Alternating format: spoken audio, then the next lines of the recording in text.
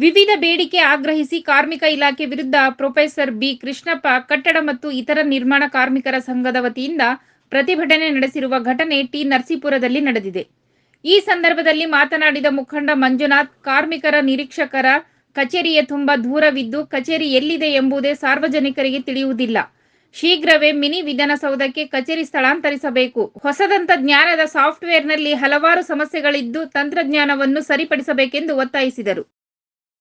ನಿರ್ಮಾಣ ಕಾರ್ಮಿಕರ ಸಂಘದಿಂದ ದಿನಾಂಕ 16/2/2024ರಂದು ಪ್ರತಿಭಟನಾ ಮನವಿಯನ್ನು ಸಲ್ಲಿಸಬೇಕು ಅಂತ ನಾವು ಕಚೇರಿ ಮುಂದುಗಡೆ ಧರಣಿನ ಹಮ್ಮಿಕೊಂಡಿದ್ದೀವಿ.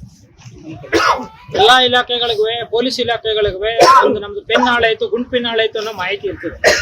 ಆದ್ರೆ ಕಾರ್ಮಿಕ ಇಲಾಖಾ ನಿರೀಕ್ಷಕರು ಗಮನಕ್ಕೆ ತಂದಿದ್ರು ಕೂಡ ಯಾವುದೋ ಉದ್ದೇಶಪೂರ್ವಕವಾಗಿ ನಾವು ಸ್ಥಳ ವೀಕ್ಷಣೆ ಮಾಡೋದಕ್ಕೆ ಹೋಗಿದೀವಿ ಅಂತ ಬೆಳಗ್ಗೆಯಿಂದ ಬಂದ್ ಮಾಡ್ಕೊಂಡಿದ್ದಾರೆ. ಕಾರಣ ಗೊತ್ತಿಲ್ಲ. ಏನ್ ನಿರ್ಲಕ್ಷ್ಯ ಅಂತಂದ್ರೆ, ಈ ಕಟ್ಟಡ ಕಾರ್ಮಿಕ ಕಲ್ಯಾಣ ಮಂಡಳಿಯಿಂದ ಇಲಾಖೆಯಿಂದ ಸಿಗ್ತಕ್ಕಂತ ಸೌಲಭ್ಯಗಳಿಂದ ಇವ್ರನ್ನ ವಂಚಿತರು ಮಾಡ್ಬೇಕು ಅನ್ನೋದೇ ಇವರ ದೂರದೃಷ್ಟಿ.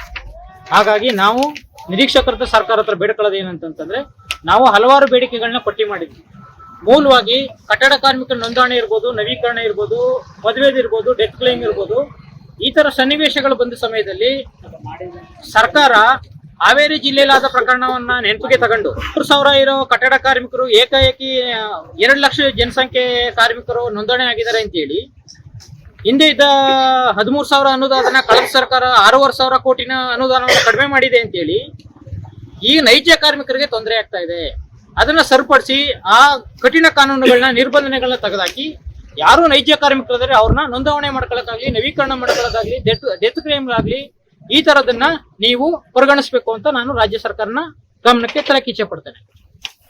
ಈಗಿನ ಹೊಸ ತಂತ್ರಾಂಶದಲ್ಲಿ ಸಡನ್ ಆಗಿ ಕಾರ್ಮಿಕರು ಆಕ್ಸಿಡೆಂಟ್ ಆಗ್ಲಿ, ಬೇರೆ ಬೇರೆ ವ್ಯತ್ಯಾಸಗಳಿಗಾಗ್ಲಿ ಸರ್ಕಾರಿ ಆಸ್ಪತ್ರೆಗಳನ್ನ ಅವಲಂಬಿಸಿದ್ದಾರೆ. ಈ ಹೊಸ ತಂತ್ರಾಂಶದಲ್ಲಿ ಸರ್ಕಾರ ಏನ್ ಮಾಡಿದೆ, ಆಯುಷ್ ಇಲಾಖೆಗಳ 60-40 ಸ್ಕೀಮ್ ಅಂತಿದೆ. ಆಯುಷ್ ಇಲಾಖೆಯಲ್ಲಿ 60% ಸೆಂಟ್ರಲ್ ಗವರ್ಮೆಂಟ್, 40% ಸ್ಟೇಟ್ ಗವರ್ಮೆಂಟ್ ಈ ನಿಬಂಧನೆಗಳು ಕೊಟ್ಟು ಆಯುಷ್ಮಾನ್ ಕಾರ್ಡ್ ಇದೆ. ಹಾಗಾಗಿ ನಿಮ್ಮ ಸರ್ಕಾರಿ ಆಸ್ಪತ್ರೆಗಳನ್ನ ಈ ಇಲಾಖೆಯಿಂದ ಕೈ ಬಿಟ್ಟಿದೆ ಅಂತ ಹೇಳ್ತಾ ಇದೀವಿ ಅಂತ ಹೇಳುತ್ತೆ. ಆದ್ರೆ ಸರ್ಕಾರದಲ್ಲಿ ಮನವಿ ಮಾಡ್ಕೊಳ್ಳೋದು ಏನಂತಂದ್ರೆ, ಅದು ಆಯುಷ್ಮಾನ್ ಇಲಾಖೆಗಳೆಲ್ಲ ತಗೊಳ್ಳಿ, ಬೇರೆ ಇಲಾಖೆಗಳಲ್ಲಾದ್ರೂ ತಗೊಳ್ಳಿ. ಆದ್ರೆ ಹೊರಗಡೆ ಮೆಡಿಸನ್, ಗೌರ್ಮೆಂಟ್ ಹಾಸ್ಪಿಟಲ್ಗಳಲ್ಲಿ ಹೊರಗಡೆ ಮೆಡಿಸನ್ ಕಂಪಲ್ಸರಿ ಬರೀತಾರೆ. ಎಕ್ಸ್ರೇ ಆಗ್ಬೋದು, MRI ಸ್ಕ್ಯಾನಿಂಗ್ ಆಗ್ಬೋದು, ಈ ತರದ ವಿಷಯಗಳನ್ನ ಹೊರಗಡೆ ತಗೊಂಡೋಗಿ ಬರೀತಾರೆ.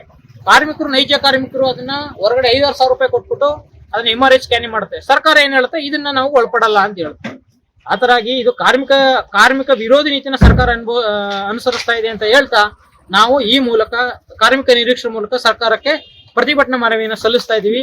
ಆದ್ರೆ ಕಾರ್ಮಿಕ ನಿರೀಕ್ಷಕರ ಕಚೇರಿ ಬೇಜವಾಬ್ದಾರಿ ತಂದಿಂದ ನಾವಿವತ್ತು ರಜಾ ಮಾಡಿದೀವಿ ಅಂತ ಕ್ಲೋಸ್ ಮಾಡ್ಕೊಂಡು. ಹಾಗಾಗಿ ಈ ನಮ್ಮ ಮನವಿನ ಕಾರ್ಮಿಕ ನಿರೀಕ್ಷಕರು ಇಲ್ಲದೆ ಹೋದ್ರೆ ಬೇರೆ ಯಾರು ಅಧಿಕಾರಿಗಳು ಬಂದು ನಮ್ಮ ಮನವಿನ ಪರಿಗಣಿಸಿ ಸರ್ಕಾರಕ್ಕೆ ಒತ್ತಾಕ್ಬೇಕು ಅಂತ ಈ ಮೂಲಕ ಪತ್ರಿಕಾ ಮಾಧ್ಯಮದ ಮುಖಾಂತರ ನಾನು ಕೇಳ್ಕೊತಾ ಇದ್ದೀನಿ.